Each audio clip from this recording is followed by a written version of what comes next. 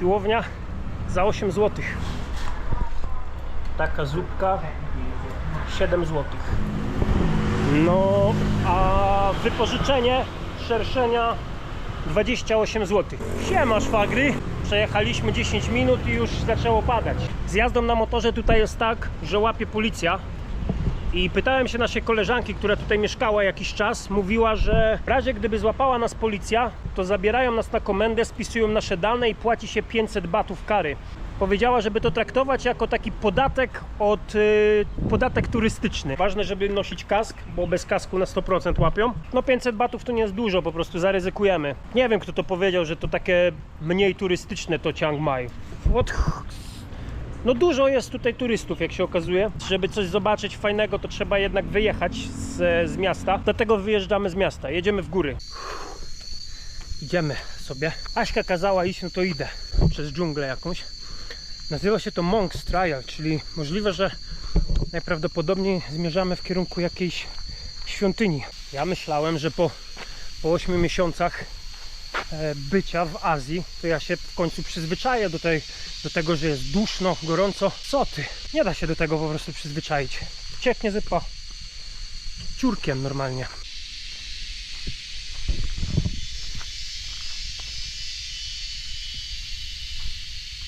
Byliście kiedyś w Przemyślu? Bo ja byłem, bo babę mam stamtąd. W Przemyślu jest bardzo duże stężenie kościołów na metr kwadratowy. No, że dużo kościołów jest w Przemyślu po prostu. W Chiang Mai świątyni i o dziwo chrześcijańskich kościołów jest jeszcze więcej. Jest ich tak dużo jak sklepów 7-Eleven, co 20 metrów po prostu. W jaką uliczkę nie skręcisz, na pewno jest jakaś świątynia. Jedziesz do Tajlandii, chciałbyś zobaczyć jakieś świetne, piękne, stare świątynie, no to zdecydowanie polecam Chiang Mai właśnie.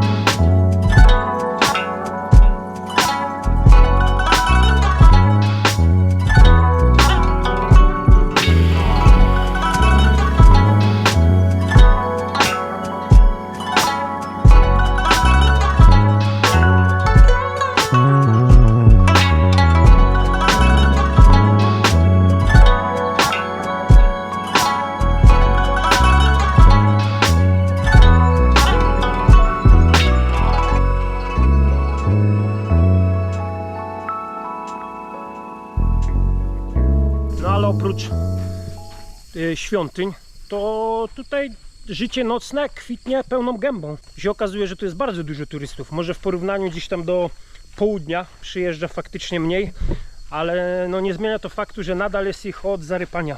Znaczy ich nas. Są imprezy, McDonald's, Starbucksy, Hard Rock Cafe, KFC, Cafonce, imprezy, bary, puby, nawet jest English pub, w którym można kupić cydr. Ja bym się dał dupy za cydr, ale kurde 20 ponad złotych chcieli za niego, więc już sobie daruję. No ale jest plus tego, że jest tutaj tak bardzo turystycznie. Tajowie, którzy mieszkają w Chiang Mai, cudownie gadają po angielsku. Ogólnie można sobie porównać do takiego naszego Zakopanego, tudzież Sapa w Wietnamie. No ale nie trzeba misiom za zdjęcie płacić, więc jest taki plus. To tak ciekawie się tędy idzie w sumie, bo idziemy taką ścieżką w środku buszu.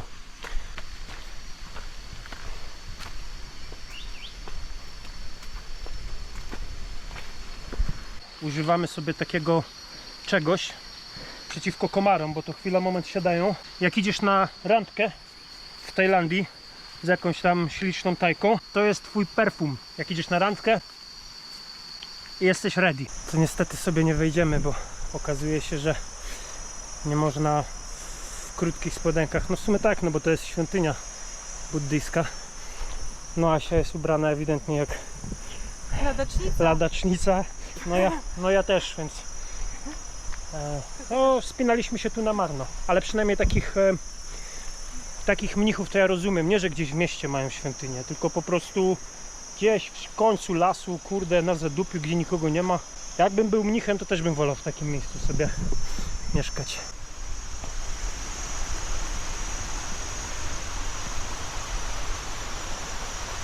Wbiliśmy się, żeby nas nikt nie zauważył. Może nikt nas nie zobaczy. Ciekawe, co by zrobili, jakby nas zobaczyli. To wygoniliby nas pewnie.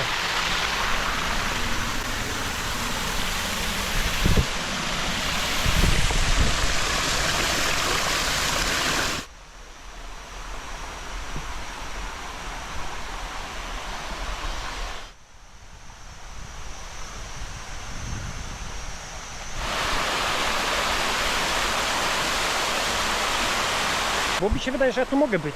Chyba po prostu do świątyni nie mogę wchodzić ubrany jak ladacznica. To jest las. Chyba tak. To ciężko powiedzieć. Najwyżej nas pogonią. No co się mówi w takich momentach? Nie wiedziałem. Trzeba palić gupa jak zawsze. Wspinamy się. Nie wiemy, czemu się tam wspinamy, bo są schody, no to jest szlak, to idziemy. Nie wiemy, co tam jest po prostu. Aha. Nośmy się nas schodzili. To droga jest. Czyli cała ta wspinaczka była na nic. Pana to. Jest tak duszno właśnie. To nie jest deszcz, to jest mój własny pot. Patrzcie, ziomy na widoczki. To wszystko to są góry. No i tutaj już jest zimno, ja to zmarzłem. Jedziemy teraz do takiej wioski tego ludu Hmong. Tych takich kolorowych ludzików. Szerszeń to jest silnik 110 i on tak średnio sobie daje radę pod górę. W dół zresztą też. Tak się zatrzymaliśmy na chwilę, bo chcę, żeby hamulce odpoczęły. A dopiero teraz zauważyłem, ja nie wiem jak ja to zrobiłem, że ja tego wcześniej nie widziałem, bo pewnie bym nie wziął tego motoru, ale dopiero teraz zauważyłem, że... Nie, Kłam, na pewno właśnie dlatego go wybrałem. Przyznaj się lepiej. Hello Kitty normalnie. Jak prawdziwy Harley'owiec na tym wyglądam. To motor szwagry to jest chyba najlepsza opcja, jeżeli chodzi o zwiedzanie sobie okolic. Bo można się dostać do naprawdę ciekawych miejsc. No i tak naprawdę co, jedziesz sobie i zwiedzasz. No to tutaj mieszkają właśnie ludzie Hmong. Tam widać chłopaków jak grają w gałę. No tak, my się spodziewaliśmy w sumie, że to będzie taka no wioska tych ludzi, że będą poprzebierani w te swoje tradycyjne stroje. No ale okazało się, że nie. Tak się spodziewaliśmy, że będą wyglądać.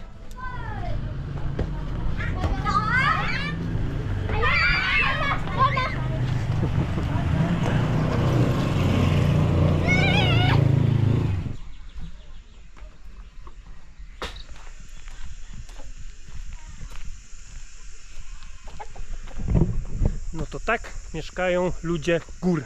To można sobie tylko wyobrazić w nocy, jak tutaj widać na przykład gwiazdy, jakie są tutaj dźwięki dookoła wieczorem, kiedy już zajdzie słońce, jak te wszystkie owady, ptaki nad ranem.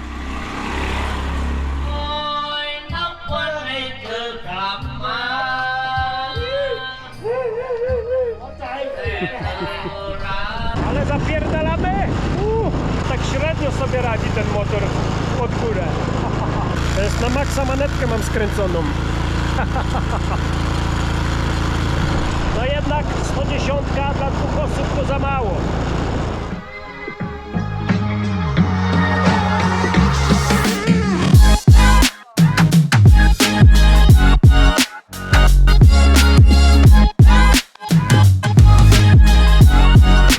I tak to się właśnie wydarza.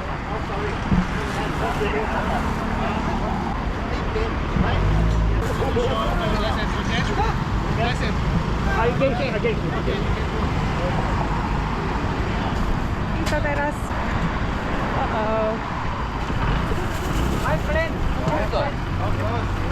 You have B in Thailand AA1 motorcycle. 110? In your country AM scooter under 50 in Thailand no have. This A1. Scooter, like for kids. No i mamy łapankę swoją. Doigrali się. A we going Pai. Bye. Now? Now. How long stay? In night? One night. I'm going to the pay bank. by the bank and get a receipt for you. Next time they control you show receipt 3 days, not pay again. Yeah, but if someone catch me again, if I show this, Show this. no ticket. Oh, okay, that's good. And how much is ticket? 500 baht. Czyli 5 stówek? Sorry. You have passport. Yes. I recommend you before coming here again, just step A1, you're driving motorcycle in Thailand. Okay, no worries. Because in other countries you can drive Yeah, in your 110 without Yeah, you can drive.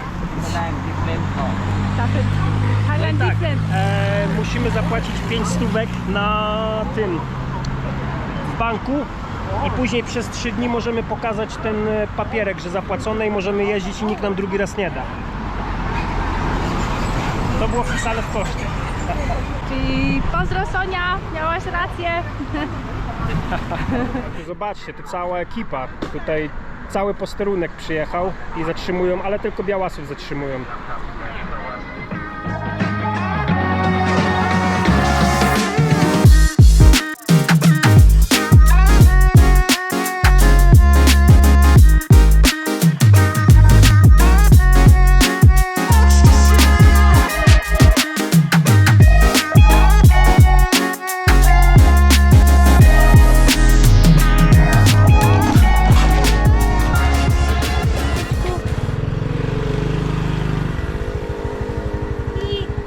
Już zapłaciliśmy mandat. Okazuje się, że to jest tak jak mówiła nasza koleżanka Sonia. Dostajesz 5 stów mandatu, nie wiem ile to jest, 60 zł jakoś. Jedziesz do banku, płacisz i dostajesz taki świstek, potwierdzenie, że zapłaciłeś. I teraz jak nas będzie mieć kontrolę policji, to przez 3 dni jesteśmy nietykalni.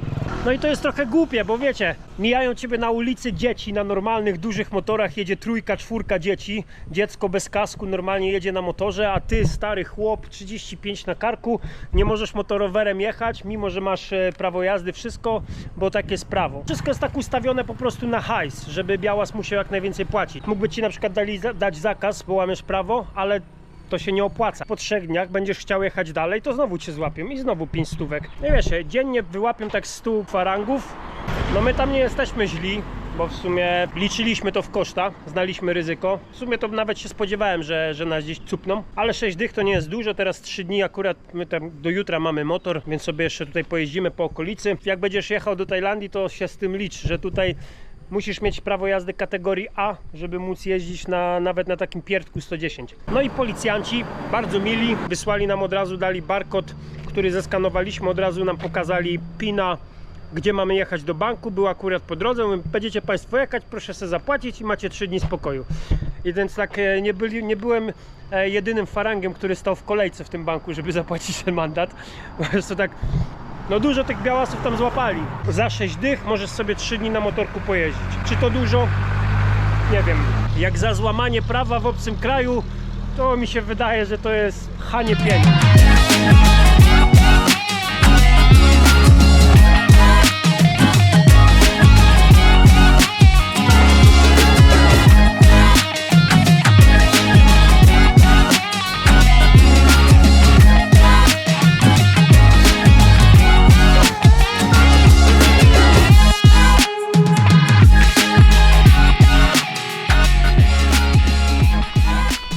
Taki mamy widoczek na trasie do Pai. No ja nie wiem, czy my dojedziemy dzisiaj do tego miasta Pai, bo zostało nam jeszcze 50 km, a już jest po 14. No i ja oczywiście nie posłuchałem znowu Asi i się nie posmarowałem przeciwopalaczem i jestem tak schajcany, ramiona, szyja, ręce, będę cierpiał. Się chłop przez 8 miesięcy ponad nie nauczył jeszcze, że trzeba się Asi słuchać, jak mówi posmaruj się. Nie będę się smarował. Nawet jak się nie uda dzisiaj do tego miasta dojechać, no to i tak fajnie się przejechać po okolicy. Fajna droga, jedzie się po górach, w dżungli, fajne widoczki.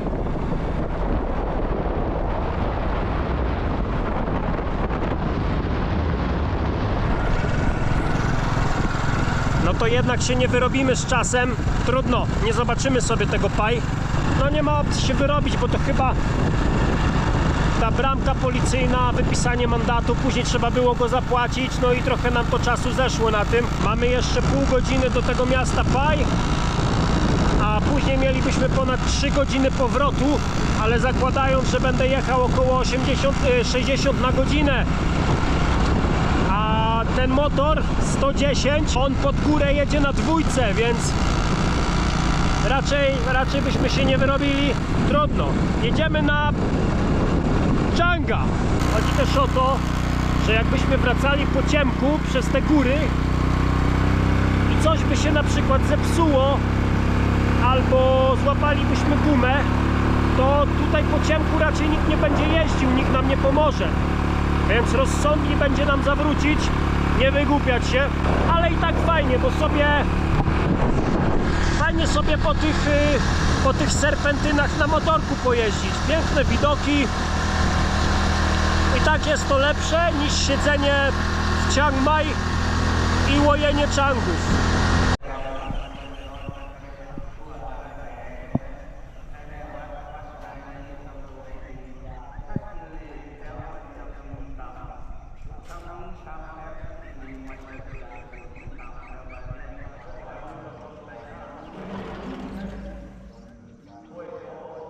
My już nie w Chiang Mai. Wczoraj opuściliśmy Chiang Mai. No już nie widzieliśmy sensu, żeby tam w ogóle być. Okazało się, że jest teraz ta pora deszczowa i praktycznie dzień w dzień były burze i to takie konkretne. Ostatni dzień to już w ogóle z pokoju dopiero wyszliśmy po 15, koło 16, jak już tak przestało padać, bo takie były ulewy. No i dodatkowo alerty przeciwpowodziowe na północy. Gdzieś tam zalewa po prostu ludzi. W wiadomościach też co dzisiaj mówili. Mamy telewizję, oglądaliśmy wiadomości, oglądaliśmy jakie są powodzie. Z pierwszy raz, kiedy oglądałem telewizję od wielu lat. Okazuje się, że pora deszczowa nie jest najlepszą porą na zwiedzanie Azji, bo codziennie pada. Nie widzieliśmy sensu siedzieć sobie cały czas w hotelu, to już lepiej się przemieszczać, więc po prostu wsiedliśmy na drugi dzień w pociąg i przyjechaliśmy tutaj. Jest 7 rano, my idziemy na drugi pociąg, bo jedziemy do Bangkoku. Tam przyjeżdża Paweł z Natalą i córką Hanią na kilka dni, więc idziemy sobie z nimi poszlajać się po Bangkoku. No ale swoją drogą fajnie sobie doświadczyć tej pory deszczowej w Azji, nie tylko zawsze o niej gdzieś czytać, tylko po prostu być tutaj i widzieć jak to wygląda. Nie wiem, czy w sumie drugiej klasie też to jest. Prawdopodobne, że tak, ale jadąc pociągiem w Tajlandii nie musisz się martwić jak jedziesz w długą trasę, bo tutaj panie przychodzą zawsze z jedzeniem i z pićkiem. I dzisiaj nam pani przyniosła takie danie, to jest nasze śniadanie. I za jedno takie śniadanie płaci się 20 batów, czyli 2,40. Tanio? No tanio. Pysznie? Pysznie. Pysznie. I można sobie śniadanko zjeść jadąc pociągiem i się nie musisz martwić, że nie masz pićku, nie masz babciu, wszystko masz.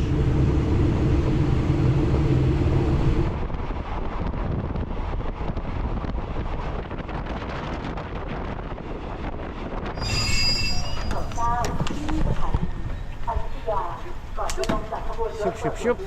No to jednak nie dojechaliśmy do Bangkoku dzisiaj. Postanowiliśmy, że wysiądziemy sobie w mieście Ayutthaya. Nie wiem gdzie to jest, kilkadziesiąt kilometrów od Bangkoku na północ. No bo w sumie Paweł z Natalą mają być za 2 dni, a nigdy tutaj nie byliśmy. Widzieliśmy, że to jest takie dość popularne miejsce, więc przyjechaliśmy. Jak nam pogoda pozwoli, to się poszlajamy.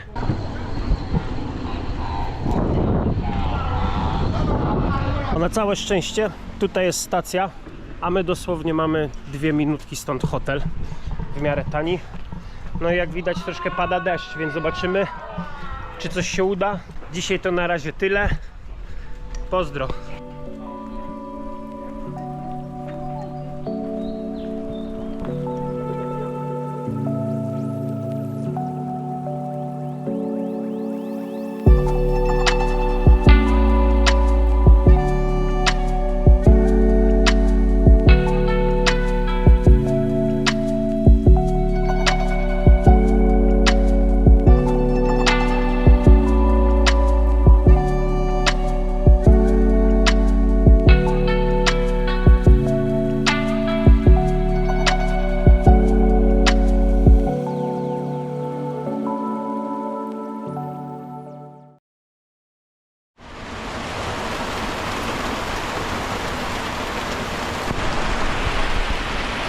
Tak się właśnie zwiedza w Tajlandzie w porze deszczowej. Właśnie się schowaliśmy u kogoś na parkingu, wskoczyliśmy po prostu na pakę na samochód, bo ma dach.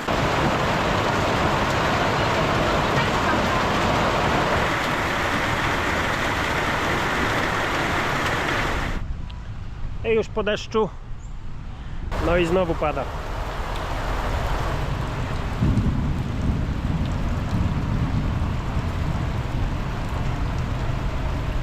No chyba po prostu trzeba mieć wywalone. Idziemy napić się czanga.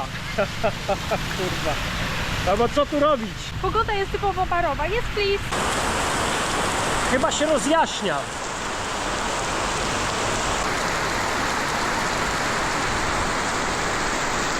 Trzeba pamiętać, że kwiatuszki, roślinki i zwierzątka też potrzebują wody. Zdrowie zwierzątek.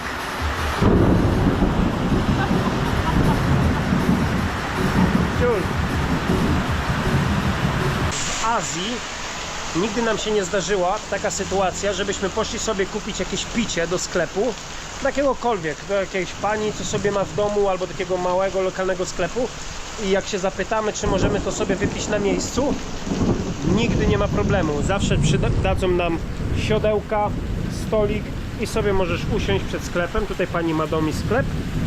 Nie ma najmniejszego problemu. Nasz hotel jest na drugiej stronie tej rzeki i tam wcześniej szliśmy tym mostem, ale to jest około 40 minut drogi, ale na szczęście dowiedzieliśmy się od lokalsów, że tutaj przepływa łódka i pan nas za 10 batów zabierze. Pani. Pani! O, pani nas zabierze. Pani nas zabierze.